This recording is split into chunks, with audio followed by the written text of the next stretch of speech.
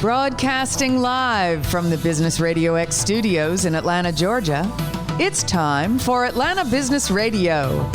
Brought to you by OnPay. Built in Atlanta, OnPay is the top-rated payroll and HR software anywhere. Get 1 month free at onpay.com.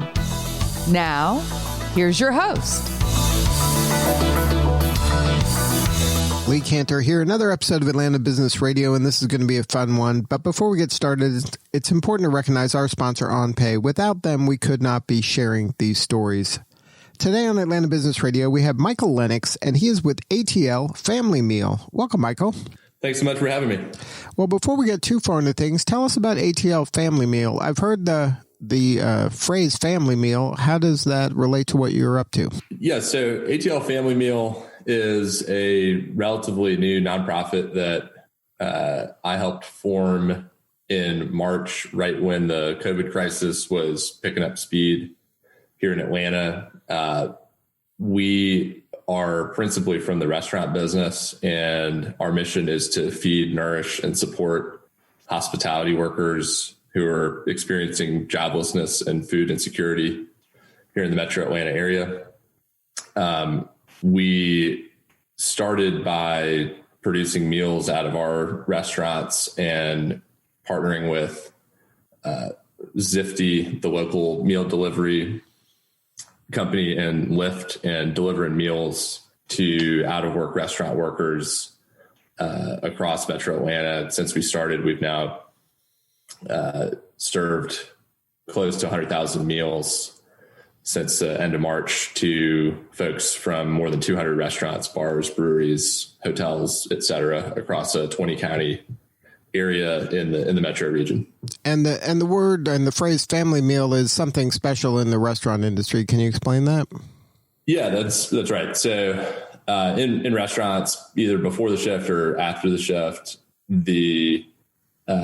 most places have what's called family meal, quote unquote, and it's a quick ritual where the front of house staff, your servers, your bartenders, et cetera, and your back of house staff, your chefs and cooks and dishwashers all get together, sit around in one area, break bread, and have sort of a humble meal and enjoy each other's company and really kind of bond as a family. And so that moment is just a hugely significant part of the day for most places. And we wanted to sort of honor that concept with the work that we're doing, even if we're not, all in one place at one time. So we're ultimately doing the same thing. We're feeding each other and we're supporting each other, but the model is just a little different based on the circumstances.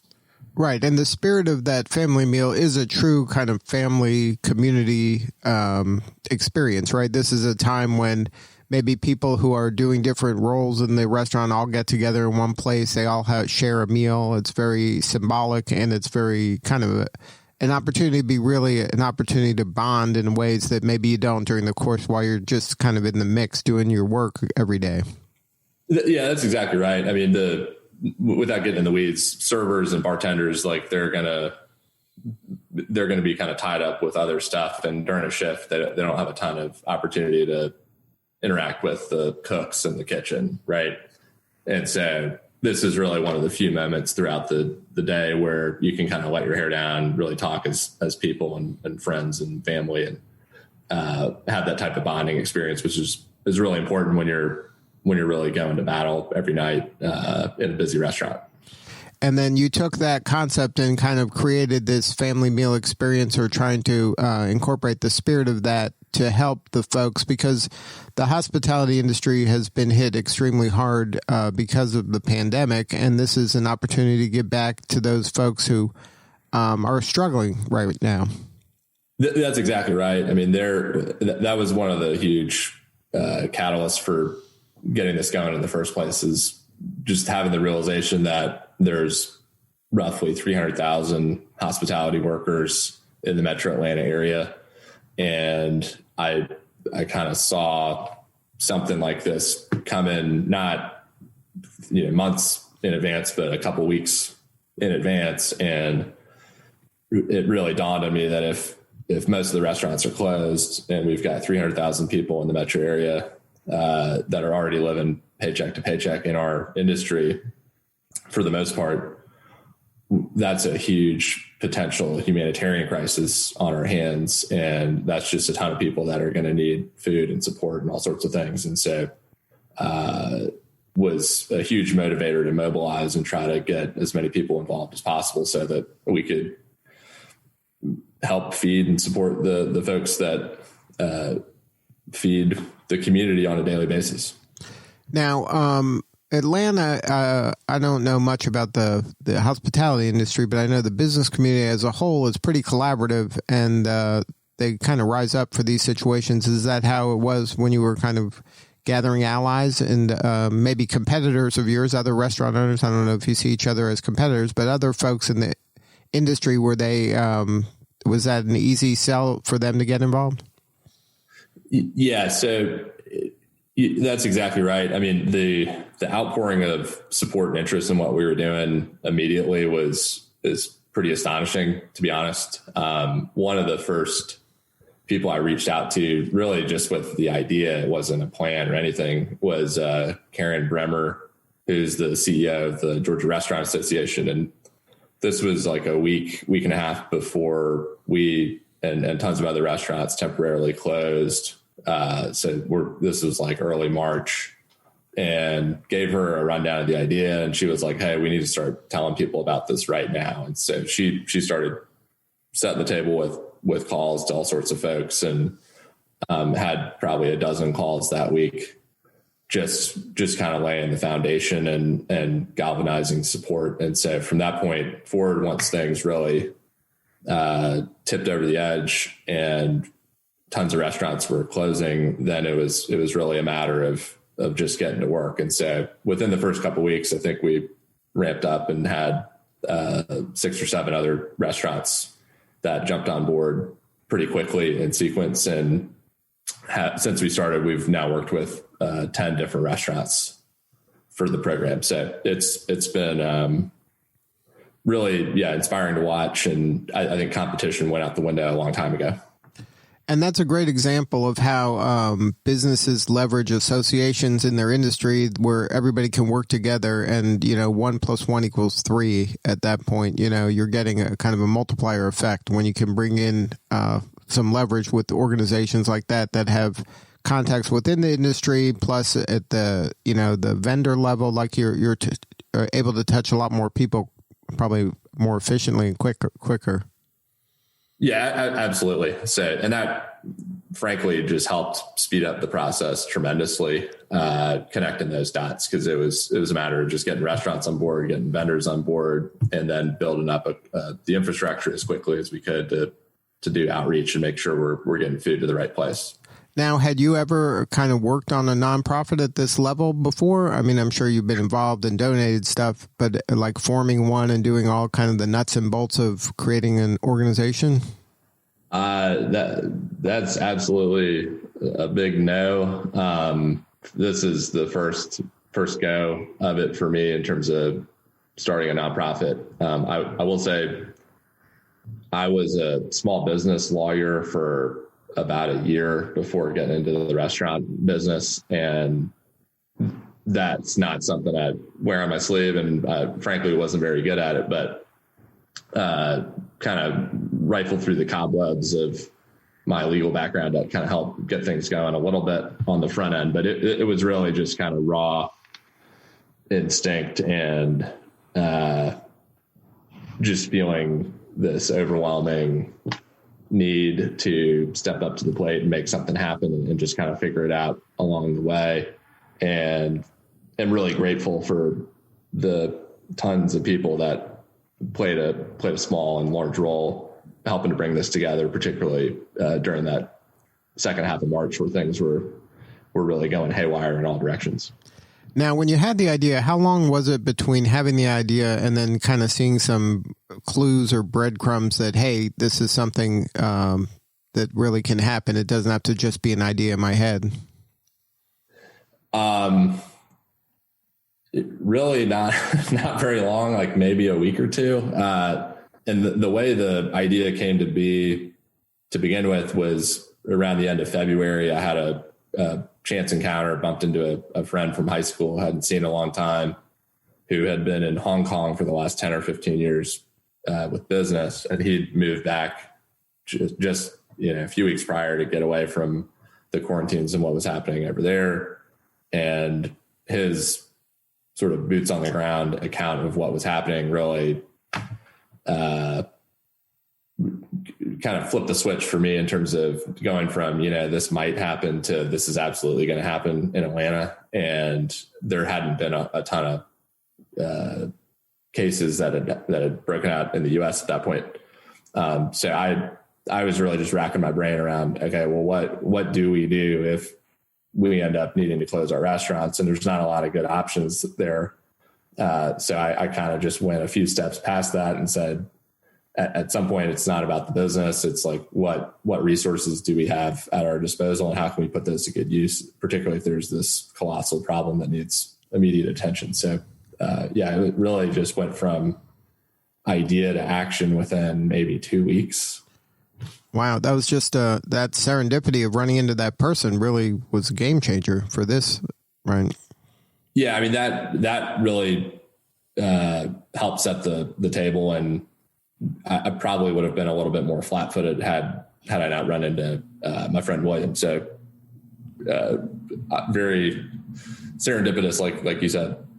Now, when you're kind of working on this project and you're helping the folks, how does it logistically work? Like, say I work at a restaurant and I'm in need. How do I get involved and participate as kind of a beneficiary of the work you're doing? Sure. So when we first got going,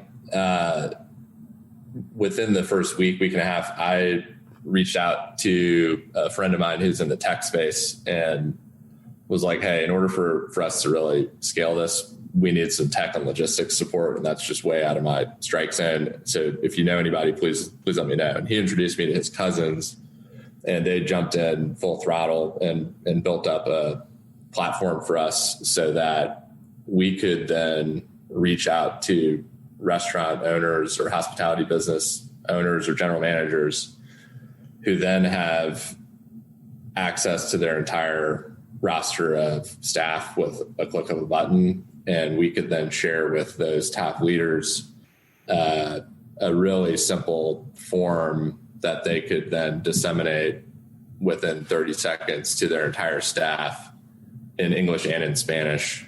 And then their staff from there can opt in or opt out. And so that process allowed us to really quickly get up to 200 plus businesses sharing this with their staff, and then having their staff, some of their staff opt in, and have kept that process going since we started. And the way it works beyond that is it's primarily done through text channels. So if people are moving around or their needs change, it's much more likely to get a response since it's a text and not an email.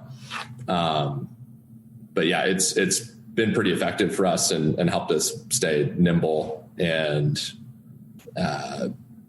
we're not quite to a place where we can just open the floodgates and say, hey, anybody anywhere who was or is in the hospitality industry and who's out of work and experiencing food insecurity, just reach out and you can start participating in the program, because that would pretty quickly overwhelm our infrastructure and resources. But we're trying to continue to figure out how do we expand our reach methodically, and kind of keep pushing one foot down the road. So now, if I'm the recipient, I opt in, and then I get a text and say this food is available in this location, and then I go there. Like, how do I get actually food, and what kind of food am I getting? Right. So you're getting restaurant quality meals. One of the longer standing restaurant partners with us is Willie's, the burrito chain, and it's the same type of food you'd get if you walked in the door of the restaurant. So the way we built up the platform again was thinking about if people are out of work and not receiving paychecks, it seems to me it would seem better for them to be able to deliver to their doorstep as opposed to asking them to come somewhere that may or may not be close to their home, right, to get food. And so this was especially true when there was more kind of hard-handed lockdowns going on. And so the core model was, if we can make the meals out of the restaurants, each recipient and their family can get 6 meals a week, and we'll do a single drop off per household using Zifty and Lyft. And so we've been doing all the delivery route mapping and have built it up in such a way that instead of it being a one-to-one delivery where the delivery driver will make the delivery, come back, pick something else up, and then go back out, they're doing 10 deliveries in sequence, and we've optimized the route so that they're all kind of tight clusters, like a postal service route. Right. And that's given us the ability to again, that's another driver for us to scale so that we can quickly and efficiently do over 1,000 deliveries a week across a pretty wide geographic range, while at the same time doing each delivery pretty quickly. Has any other cities reached out to you to say, hey, can we just borrow your infrastructure and plug it in a different market? So we have, short answer is yes. The longer answer is we have some behind the scenes conversations going on that I'm not really in a position to talk about right now, just based on the right. I understand it's the work fluid in progress, right? But yeah, haven't actually transitioned the platform to any other cities or markets yet, but that's something that we are having some conversations about now. So what is with this $2 million donation? Somebody forked over $2 million, or how did that come about? Yeah. So like I said, we started in middle of March and formed our 501c3 toward the end of the month. And the first month and a half, I'd say most of our work was fueled by donations from local food purveyors, and really the big guys like Cisco, US Foods, Athena Farms, because they had full walk-ins of product that they had ordered with the thought that restaurants were going to be buying from them. And that just didn't materialize based on all the restaurants closed. And so that ended up helping kickstart us quite a bit. But as you can imagine, fundraising for a nonprofit startup during a pandemic is not as easy as it sounds. So we had some luck, and we're very fortunate to get some donations here and there from the beginning, and then on into May and a little bit into June. But our output was kind of ratcheting up as our funds were dwindling. And really out of the blue, toward the end of June, we miraculously got a donation from a local family for $2 million, and they've asked to remain anonymous. But it honestly came out of the blue. These weren't folks that I was targeting or reaching out to or anything. And was really extraordinary in terms of the generosity and the support and what it means for us organizationally, but also the work it's going to enable us to do. The last thing I'll say about the gift is the donors gave it in honor of 2 servers at a local restaurant where they've been regulars for a while and have developed a special relationship with these servers. And so that was kind of the icing on the cake in terms of how significant and just meaningful top to bottom this gift was for them and for us. And it's a reminder that all those interactions that you might take for granted that are small, they add up over time, especially, and they compound. And this is an example where two servers doing their job well made an impact on somebody that said, hey, I'm going to write a $2 million check and help more people. So everybody's important in this ecosystem, and it's important to not forget that.